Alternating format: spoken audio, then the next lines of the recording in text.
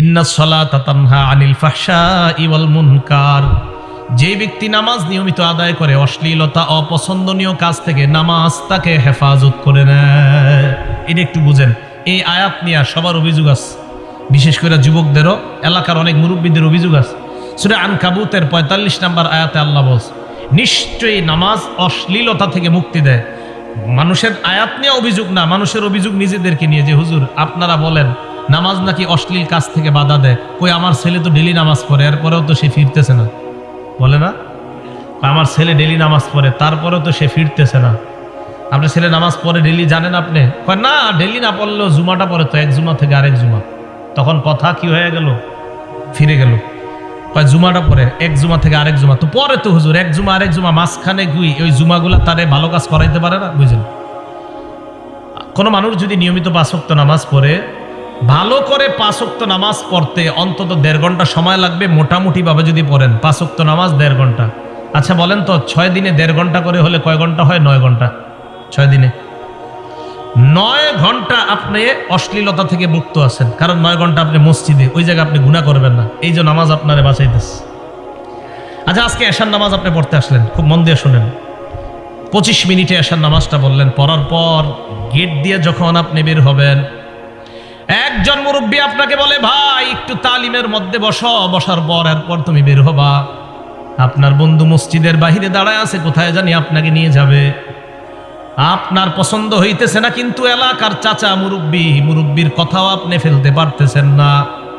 এই চিন্তায় আপনি তালিমের মধ্যে বসে গেলেন। বসে যাওয়ার পর আপনার মন না চাইতেও আপনি আরো ২৫ মিনিট বসলেন, নামাজ পড়লেন ২৫ মিনিট। আপনার মন না চাইলেও তালিমে বসলেন ২৫। কত হলো?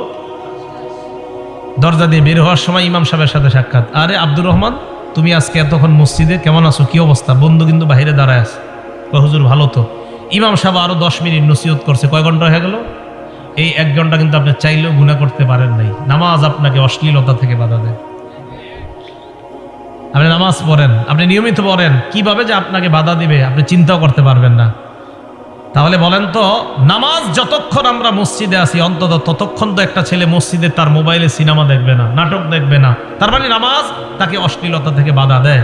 তাহলে আল্লাহ আমাদেরকে এইভাবে যদি নিয়মিত আমরা নামাজ পড়তে পারি, এক সময় দেখবেন এই নামাজ আমাদেরকে অপছন্দনীয় আর অশ্লীলতা থেকে বাধা দিতে দিতে আল্লাহর ওলির খাতায় আমাদের নাম আল্লাহ লিখে দিবেন। এই গেল ৬ নাম্বার। ৭ নাম্বারটা একটু মন দিয়ে শুনেন। নামাজ আপনার আগের জিন্দেগির সব গুনাহ মাফ করে দেয়। বিসমিল্লাহ। এই ব্যাপারে আপনাদের সামনে আমি ৫টা হাদিস বলি। ১ নাম্বার, মুসলিম শরীফের ৪২৮ নাম্বার হাদিস। এই হাদিসে রাসূল আকরাম সাল্লাল্লাহু আলাইহি সাল্লামের সাহাবা উসমান গনি রাদিয়াল্লাহু তাআলা আনহুর গোলাম, উনি বলেন, سمعت عثمان بن عفان رضي الله تعالى عنه وهو بفناء المسجد فجاءه المؤذن عند العصر।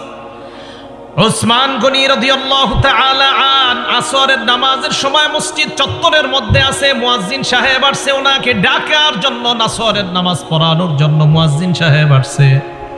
আসার পর কয়, হুজুর আসরের সময় হয়ে গিয়েছে, তাড়াতাড়ি মসজিদে চলেন, নামাজ পড়াবেন। হযরতে উসমান ওযুর পানি আনলেন, আনার পর নামাজের জন্য ওযু করলেন। এরপর বললেন, আমি তোমাদেরকে আল্লাহর কসম একটা হাদিস এখন শোনাবো। হযরতে উসমান বললেন, ইন্নী সামি'তু রাসূলুল্লাহি সাল্লাল্লাহু আলাইহি ওয়াসাল্লাম ইয়াকুল, আল্লাহ নবীকে আমি বলতে শুনলাম, লা ইয়াতাওয়াদ্দাউ রাজুলুন মুসলিমুন, কোন মুসলমান যখন ওযু করে, ওযু করার পর ভালোভাবে ওযু করে, করার পর নামাজের মধ্যে দাঁড়ায়, ফাইসাল্লি সালাতা, নামাজ আদায় যখন করে, করার পর ইল্লা গফারাল্লাহু লাহু মা বাইনাহু ওয়া বাইনাল্লাতি তালিহা, নামাজ আদায় করতে দেরি, তার আগের গুনাহগুলো আল্লাহ মাফ করতে দেরি হয় না। ওযু সুন্দর মতো করে নামাজে দাঁড়াবেন, আল্লাহ আপনার গুনাহগুলো মাফ করে দেয়।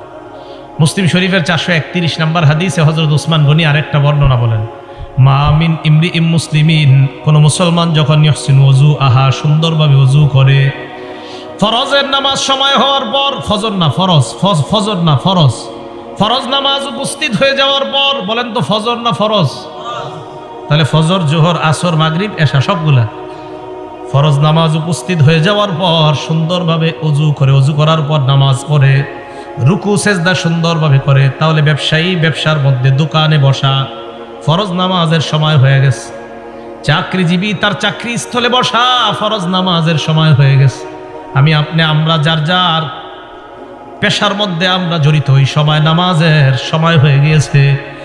কৃষক তার কৃষি কাজ করার সময় জোহরের সময় হয়ে যায়, ফায়ুহসিনু উযুহা, সুন্দরভাবে ওযু করে, ওযু করার পর নামাজ আদায় করে। হযরত ওসমান বলেন, কানাত কাফফারাতান লিমা ক্বাবলাহা মিনাজ যুনুব, এই নামাজ তার আগের সমস্ত গুনাহের কাফফারা হয়ে যায়। মালাম ইউতি কাবীরা, তবে কবিরা গুনাহ করবেন না। জোরে বলেন, কি গুনাহ? আরো জোরে। কবিরা গুনাহ চিনেন নি কারে কয়? হ্যাঁ, তাই একটু শোনেন। বুখারী শরীফের 2653 নম্বর হাদিস, 2653। ক্বালা রাসূলুল্লাহ সাল্লাল্লাহু আলাইহি ওয়াসাল্লাম, আল্লাহর নবী বলেন, আল কাবাইর, কবিরা গুনাহ হলো আল ইশরাকু বিল্লাহ, এক নাম্বার আল্লাহর সাথে শিরিক করা। 2 নাম্বার ওয়া উকুকুল ওয়ালিদাইন, পিতা মাতার নাফরমানি করা। 3 নাম্বার ওয়া কতলুন নাফসি, কাউকে অন্যায়ভাবে হত্যা করা। 4 নাম্বার ওয়াল ইয়ামিনুল গুমুস, মিথ্যা শপথ করা। কি শপথ? মিথ্যা শপথ কারে কয় বুঝেননি? একটু বলি, দেখেন।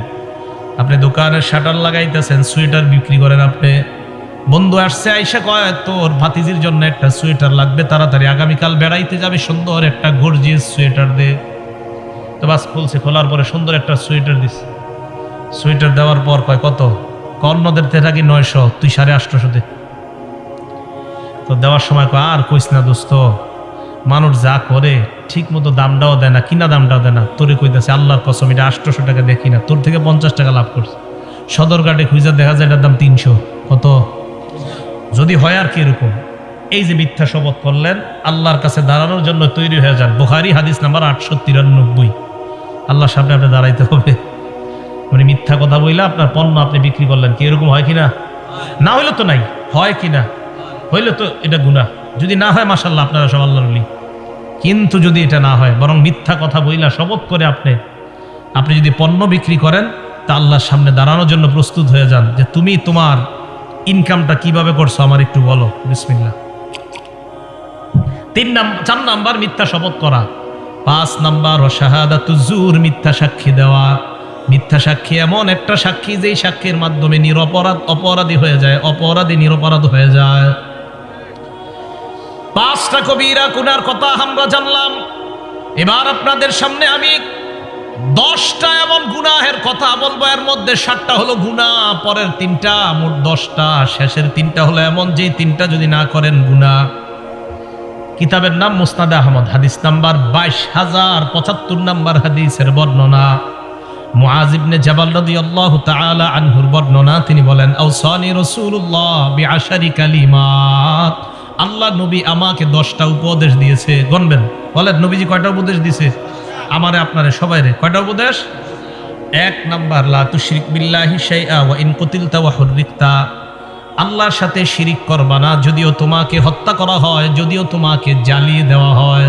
বলেন, হত্যা করা হয়, জ্বালিয়ে দেওয়া হয়, আল্লাহর সাথে কি করা যাবে না? আল্লাহর সাথে শিরিক চিনেননি কারে কয়? গরু জবাই করছেন, জবাই করার সময় বললেন আব্দুল কাদের জিলানীর নামে জবাই করলাম, এটা কি শিরিক? গরু জবাই করার সময় বললেন মুহাম্মাদুর রাসূলুল্লাহ সাল্লাল্লাহু আলাইহি ওয়াসাল্লামের নামে জবাই করলাম, শিরিক। কি বলেন তো? শিরিক। যেই শিরিক করে তার উপরে আল্লাহ পাক রব্বুল আলামিন অভিশাপ দেয়। মুসলিম শরীফ হাদিস নাম্বার 5018 নাম্বার হাদিস। এই হাদিসে রাসূল আকরাম সাল্লাল্লাহু আলাইহি সাল্লাম বলেন, লানাল্লাহ মান লাআনা ওয়ালিদা, ওই ব্যক্তিকে আল্লাহ অভিশাপ দেয় যেই ব্যক্তি তার মা বাবারে অভিশাপ দেয়। কোন সন্তান যদি তার বাবাকে বলে, আপনার মতো বাবা না হইলে আমার অনেক ভালো হইতো, এই ছেলের আল্লাহ অভিশাপ দেয়। কোন ছেলে যদি তার মাকে বলে, তুমি আমার মা না হইয়া অন্য কেউ মা হইলে ভালো হইতো, এই সন্তানকে আল্লাহ অভিশাপ দেয়। আসেনি এমন সন্তান? 2 নাম্বার, লাআনাল্লাহ মান যাবাহা লিগাইরিল্লাহ, ওই ব্যক্তিকে আল্লাহ অভিশাপ দেয় যেই ব্যক্তি পশু আল্লাহ ছাড়া অন্যের নামে জবাই করে। হুজুর 7 নামে কোরবানি দেন, আজকে দেখি বাংলার কইেন না। হুজুর 7 নামে কোরবানি দেন, এটা আর বলবেন না। হুজুর 3 নামে কোরবানি দেন, আর বলবেন না। বলেন আমার সাথে, 7 জনের পক্ষ থেকে। সবাই বলেন, 7 জনের পক্ষ থেকে, 3 জনের পক্ষ থেকে, 4 জনের পক্ষ থেকে, আল্লাহর নামে। তাহলে 7 নামে না 7 জনের পক্ষ থেকে? নামে কার? এই ভুলগুলা কোরবানির সময় আর করেন না। একজনে ছুরি নিয়ে দাঁড়ায় থাকে, হুজুর 7 নামে, আর বললেন না এটা, হুজুর 7 জনের পক্ষ থেকে আল্লাহর নামে। মনে থাকবে তো? তো যেই ব্যক্তি আল্লাহ ছাড়া অন্য কারণে জবাই করে তার উপরে আল্লাহ অভিশাপ দেয়। 3 নাম্বার, ওয়ালাআনাল্লাহ মান গায়্যারা মানারাল আরদি। দেখেন তো এই অপরাধটা আপনাদের মাঝে আছে কিনা? যেই ব্যক্তি জমিন, অন্যের জমিন নিজের কবজায় নিয়ে নেওয়ার পর বলে ক্রয় সূত্রে এই জমির মালিক আরিফ বিন হাবিব। আছে? অন্যের জমিন সামান্য, এই সামান্য একটু জমিন যদি আপনার আয়াত্তে নিয়ে বাস লিখে দিয়েছেন, ক্রয় সূত্রে এই জমির মালিক হাজী মোহাম্মদ অমুক, তার উপর আল্লাহ অভিশাপ দিতে থাকে। আল্লাহ 24 ঘন্টা তার উপর অভিশাপ চলতে থাকে। সে হজ করছে 50 বার। কয়বার? এই হজ করা অবস্থা অভিশাপ চলতেছে, আরেকজনের জমি মেয়েরা হজ করতেছে।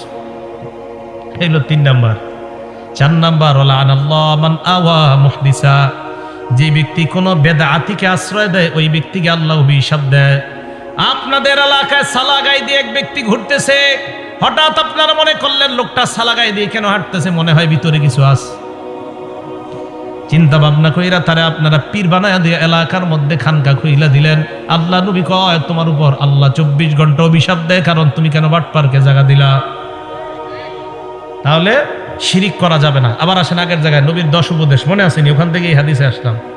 1 নাম্বার, আল্লাহর সাথে শিরিক করবা না, যদিও তোমাকে হত্যা করা হয়, যদিও তোমাকে জ্বালিয়ে দেওয়া হয়। 2 নাম্বার, ওয়ালা তাআক্কান্না ওয়ালিদাইক ওয়া ইন আমারাকা আন তাখরুজা মিন মালিকা ওয়া আহলিকা। তোমার মা বাবা যদি তোমাকে সম্পদ থেকে আলাদা করে দেয়, তোমাকে যদি ত্যায্য করে দেয়, মা বাবার নাফরমানি করবা না। ঘর থেকে বের করে দিছে, সম্পদ থেকে বের করে দিছে, তুই পাবি না সম্পদ, এরপরেও মা বাবার সাথে নাফরমানি করা যাবে না। এখন মা বাবা বের করবে কি? ছেলে মা বাবারে বের করে দেয়। 2 নাম্বার, তোমার মা বাবা যদি তোমাকে সম্পদ থেকে বের করে দেয়, ত্যায্য করে দেয়, তাও তুমি তোমার মা বাবার কি করবা না? নাফরমানি করবা না। 3 নাম্বার, এই 3 নাম্বারটা শুনেন, ওয়ালা তাতরুকান্না সালাতান মাকতুবাতান মুতাআম্মিদা। বলেন ইচ্ছাকৃতভাবে, বলেন 1 ওয়াক্ত ফরজ নামাজ ছেড়ে দিবা না। নবীজি বলেন ইচ্ছাকৃতভাবে 1 ওয়াক্ত ফরজ নামাজ ছেড়ে দিবা না। ফাইন্না মান তারাকা সালাতান মাকতুবাতান মুতাআম্মিদান, কেউ যদি 1 ওয়াক্ত ফরজ নামাজ ইচ্ছাকৃতভাবে ছেড়ে দেয়, ফাকাদ বারিআত মিনহু জিম্মাতুল্লাহ, আল্লাহর জিম্মা তার থেকে উঠে যায়, ওই বান্দার দায়িত্ব আর আল্লাহ নেয় না। যা তোর যা মন চায়। 1 ওয়াক্ত ফরজ নামাজ যদি কেউ, সবাই মন দিয়ে শোনেন, 1 ওয়াক্ত ফরজ নামাজ যদি কেউ ইচ্ছাকৃতভাবে ছেড়ে দেয়, তার থেকে আল্লাহ জিম্মা উঠায় নেয়, তোমার যা মন চায় করো, আমি তোমার দায়িত্ব নিচ্ছি না। ভাই কথাটা খুব খুব খুব কঠিন কথা। বালিশে মাথা লাগায় চিন্তা করেন, 1 ওয়াক্ত নামাজ ইচ্ছাকৃতভাবে ছেড়ে দিলে আল্লাহ কষ্ট পায় আপনার উপর, আল্লাহ রাগান্বিত হয়। যা তোর যা মন চায় কর। তুমি দুনিয়ার সব পারলা, আর আমার জন্য নামাজটা পড়ার সময় তোমার যত অজুহাত, আমার কাপড় ঠিক নাই, আমার এই কাজ আছে, সেই কাজ আছে। মুসলমান দুনিয়ার সব করতে পারে, নামাজের সময় হাজারো অজুহাত দাঁড় করায়। তো নবীজি বলছেন 1 ওয়াক্ত নামাজ যদি কেউ ইচ্ছাকৃতভাবে ছেড়ে দেয়, তার থেকে আল্লাহর যে একটা দায়িত্ব আছে এই বান্দার জন্য উঠে যায়। তো যা মন চায় কর। তাহলে 3 নাম্বার, ওয়াদা করা যায় 1 ওয়াক্ত নামাজ ইচ্ছাকৃতভাবে স্বেচ্ছায় সজ্ঞানে আর ছাড়বো না ইনশাআল্লাহ। আল্লাহ কবুল করেন। 4 নাম্বার, আল্লাহ নবী বলেন ওয়ালা তাশরাবান্না খামরা, মদ পান করবা না, গাঁজা খাইবা না, চিপায় চুপায় ইয়াবা টানবা না। কি টানবা না? ইয়াবা, গাঁজা চিপা চুপায় বৈশা গাঁজা টানা যাবে না, ইয়াবা টানা যাবে না, মদ পান করা যাবে না। ফাইন্নাহু রাসু কুল্লি ফাহিশা, মাদক সমস্ত অশ্লীলতার দরজা খুলে দেয়। 5 নাম্বার, ইয়াকা ওয়াল মাসিয়া, গুনাহ থেকে বাঁচো, নাফরমানি থেকে বাঁচো। ফাইন্না বিল মাসিয়াতি হাল্লা সাখাতুল্লাহ, নাফরমানির মাধ্যমে আল্লাহর গজব দুনিয়াতে নেমে আসে। নাফরমানির কারণে আল্লাহর গজব দুনিয়াতে আসে। আমাদের বাংলাদেশের লোকেরা কি কয় জানেননি? আল্লাহ আপনি করোনা না, আরো বেশি কিছু দেন, এরপরে আমরা নাফরমানি ছাড়বো না। আরো ভয়ঙ্কর কিছু দেন, আপনি যা মন চায় দেন, নাফরমানি ছাড়বো না। এর প্রমাণ, এই গজবের পরেও আমাদের দেশে কিভাবে কোন দেশের নর্তুকি আইনা নাচানো হয়, যে আরো বড় গজব দেন, আপনি আরো বড় গজব দেন, সমস্যা নাই, আল্লাহ সমস্যা নেই। আর গজব যে আরো বড় আসবে, এটা আবু দাউদ শরীফের 4019 নাম্বার হাদিসে নবী বলে দিছে, গজব আরো আসবে, অপেক্ষা করেন। হ্যাঁ বলছি, নবীজি বলছেন, আবু দাউদের 4019 নম্বর হাদিস, ইবনে মাজা, আবু দাউদ না, ইবনে মাজার 4019 নম্বর হাদিসে নবী বলছে গজব আরো আসবে আমাদের দেশে, অপেক্ষা করতে হবে আমাদের। কি নবীজি বলছে, কোন দেশের মধ্যে যখন মানুষ ঘোষণা দিয়ে অশ্লীলতা করে, কি দিয়ে? ঘোষণা দিয়ে, প্রকাশ্যে ঘোষণা দিয়ে যখন অশ্লীলতা করবে কোন দেশের মানুষ, ওই দেশে ওয়াল আউজাউল্লাতী লাম তাকুন মাযাত ফি আসলাফিহিমুল্লাযীনা মাযাও, এমন এমন গজব আসবে যেই গজবের নাম অতীতের মানুষ কখনো শুনে নাই। করোনার নাম মানুষ শুনে নাই, ওমিক্রনের নাম মানুষ শুনে নাই, সিডর আইলা নাইলার নাম মানুষ শুনে নাই। তাহলে একের পরে এক নামে, এমন নামে গজব আসবে যে নাম আগে দুনিয়াতে ছিল না। এই জন্য দেখেন করোনার কারণে কত কোটি কোটি মানুষ বেকার হয়ে গেল। এরপরে কিভাবে এমন গজবের কাজ করা হয় যে কাজের কারণে গজব আসে। আমি তো মনে করেছিলাম করোনার পরে আমাদের দেশের 90% মানুষ মনে হয় নামাজি হয়ে যাবে, তাদের ধ্যান ধারণা সব পাল্টায় যাবে, কিন্তু না, গজবের ইলেকট্রনিক মিডিয়া আমাদের এই যুব সমাজ সহ পুরা বাংলাদেশ সহ গোটা দুনিয়াটাকে ধ্বংসের দ্বার প্রান্তে নিয়ে গেছে। যে গজব আরো দেও আল্লাহ, সমস্যা নাই, আরো অপরাধ করবো আমরা, তুমি দেও যেমন চায়। মানুষের ভাবসাব এমন অপরাধের। ওয়াইয়াকা ওয়াল মাসিয়া, 5 নাম্বার নবীজি উপদেশ দিলেন, নাফরমানি কইরো না, নাফরমানির কারণে আল্লাহর গজব আসে। মুসনাদে আহমদ একটা কিতাবের নাম, এই কিতাবের 26,638 নম্বর হাদিসে নবীজি বলছেন, ইজা জহারাতিল মাআসি ফি কওমিন, কোন এলাকায় যখন নাফরমানি ব্যাপকভাবে হবে, আম্মাহুমুল্লাহু বিআযাবিন মিন ইনদিহি, ওই এলাকার ভালো খারাপ সবার উপর আল্লাহ গজব দিবে। ভালো খারাপ সবার উপর। সাহাবারা কয়, হুজুর ভালো মানুষের উপর কেন দিবে? নবীজি বলেন, গজব আসবে যখন ভালো খারাপ দেখবে না, সবার উপর আসবে গজব। করোনায় ভালো মানুষ মারা গেছে না? ভালো মানুষও মারা গেছে, তাহলে গজব আসবে সবার উপর। নবীজি বলেন, কিয়ামতের ময়দানে ভালো মানুষগুলাকে আল্লাহ আলাদা করে জান্নাত দিয়ে দিবেন। তো বলতেছিলাম 5 নাম্বার উপদেশ, নাফরমানি থেকে বাঁচো। 6 নাম্বার, ওয়া ইয়্যাকা ওয়াল ফিরার মিনাজ যাহফি ওয়া ইন হালাকান নাস, জিহাদের ময়দানে সবাই যদি ধ্বংস হয়ে যায়, তুমি জিহাদের ময়দান থেকে পলায়ন করবা না। 7 নাম্বার, ইদা আসাবান নাস মাউতুন, কোন এলাকার মধ্যে যদি মহামারী লেগে যায়, ওয়া আনতা ফীহিম ফাসবুত, ওই এলাকার মধ্যে যদি তুমি থাকো, ওই এলাকা থেকে পালাবা না, ওই এলাকার মধ্যে তুমি অবস্থান করো। কোন এলাকায় মহামারী লাগছে, ওই এলাকা থেকে তুমি পালাও না, সেখানেই থাকো। বিসমিল্লাহ। বিশ্ব স্বাস্থ্য সংস্থা ঘোষণা দিল, সারা পৃথিবীতে লকডাউন দিল, আর বলল কি, যে যেখানে আছে সেখান থেকে যেন বের না হয়। এটা বিশ্ব স্বাস্থ্য সংস্থার ঘোষণা কিছুদিন আগে। আমাদের নবী 1500 বছর আগে বলে দিছে এই ঘোষণা। তার মানে মুসলমানদের পক্ষ থেকে আমরা দাবি জানাই, ও অমুসলমান সম্প্রদায় যারা আছেন, পুরা পৃথিবীতে এই ঘোষণা আপনারাও মেনে নেন। আমাদের নবী মানুষদের মধ্যে সবচেয়ে শ্রেষ্ঠ গবেষক ছিলেন। না হয় কিভাবে বলে দিলেন, যেই দেশে মহামারী লাগবে সেখানেই থাকো, সেখান থেকে বের হয়েও না। বিশ্ব স্বাস্থ্য সংস্থা এখন কইছে, আমাদের নবী 1500 বছর আগে কইছে। 7 নাম্বার, যেখানে মহামারী লাগে সেখানে থাকো, বের হয়েও না। 8, 9, 10 নাম্বারটা মন দিয়ে শুনেন সব অভিভাবকরা। 8 নাম্বার, আনফিক আলা ইয়ালিকা মিন তাওলিকা, তুমি তোমার সামর্থ্য অনুযায়ী, সাধ্য অনুযায়ী পরিবারের উপর খরচ করবা। বেতন আপনার 15,000, আপনার সন্তান আপনার কাছে একটা মোবাইল চেয়েছে, মোবাইলের দাম 20,000। বেতন কত? মোবাইলের দাম কত? পরিবারে চালাবেন কিভাবে? এই সন্তান ওই বাবারে তখন সুদ নামক গুনাহে লিপ্ত করে। ওই বাবা তখন ছেলের দিকে তাকায় বাধ্য হয়ে ব্যাংক থেকে সুদ আনে। কি করবে? ছেলে কয়, মোবাইল যদি না দাও আমি পড়াশোনা করব না। কি কথাগুলো ঠিক না? তো সাধ্য অনুযায়ী তুমি তোমার পরিবারের উপর খরচ করো। এটা হলো 8 নাম্বার। 9 নাম্বার, ওয়ালা তারফা আনহুম আসওয়াকা আদাবা, তোমার পরিবারের উপর থেকে তুমি শাসনের লাঠি উঠাইবা না। পরিবারের উপর শাসনের লাঠি মানে আপনার বিবি যেন আপনাকে ভয়, এই ব্যাপারে যেন ভয় পায়, আমার স্বামী দুনিয়ার মধ্যে সবচাইতে ভালো, আমার স্বামীর মতো হাস্যোজ্জ্বল মানুষ নাই।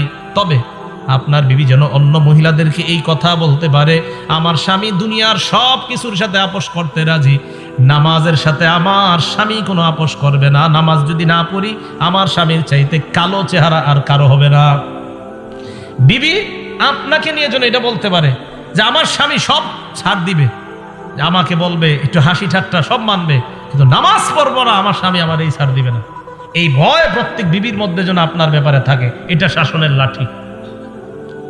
আপনার ছেলে মেয়েগুলা যেন ফজরের সময় কয়, এই তাড়াতাড়ি ওঠ, আব্বা কিন্তু লাঠি নিয়ে আসতেছে, এই আব্বা রাগ হয়ে যাবে, আরে আব্বা গালি দিবে, বকা দিবে। দেখেন এখন আমাদের মাঝে না এই শ্রদ্ধাগুলো আর নাই। হ্যাঁ, আগে আমরা দেখেন ওনারা আপনারা যারা আছেন 10 বছর আগেও 15 বছর আগেও আপনার বয়স যদিও 25-30, একটা ভয় কাজ করতো, এই আরে আব্বা রাগ করতেছে, ওঠ তাড়াতাড়ি ওঠ, ফজরের নামাজে চল। তার মানে বাবার প্রতি সন্তানদের একটা ভয়, এটা শ্রদ্ধা থেকে এই ভয়টা কাজ করতো। আমেরিকার বিশাল বড় বড়লোক হয়ে যাওয়ার পরেও সন্তান বাবার সামনে যখন আসতো একদম বিড়ালের মতো নিচে দিয়ে তাকায় দেয়, কারণ আমার সামনে যিনি উনি আমার বাবা, আমি তার সন্তান। এই শ্রদ্ধাবোধগুলা নাই। জানেন কেন নাই? এই মিডিয়া, এই মোবাইল আমাদের বাবা আর সন্তানের এই শ্রদ্ধার সম্পর্ক নষ্ট করে দিচ্ছে। কেন জানেন? বাবা, সন্তান, স্ত্রী একসাথে বৈশা সিনেমা দেখে যে ঘরের মধ্যে, আপনি বলেন ওই সন্তান ওই বাবাকে কিভাবে শ্রদ্ধা করবে? করবে না। তাহলে 9 নাম্বার, সন্তান পরিবারের উপর থেকে শাসনের লাঠি বুঝে আসছে সবার। আপনার সন্তানরা যেন এই ভয় থাকে, এই শোন তাড়াতাড়ি নামাজে চল, নামাজে না গেলে আব্বা কিন্তু জি রাগ করবে। এই ভয় সন্তানদের মাঝে থাকাটা, এটা হলো শাসনের লাঠি।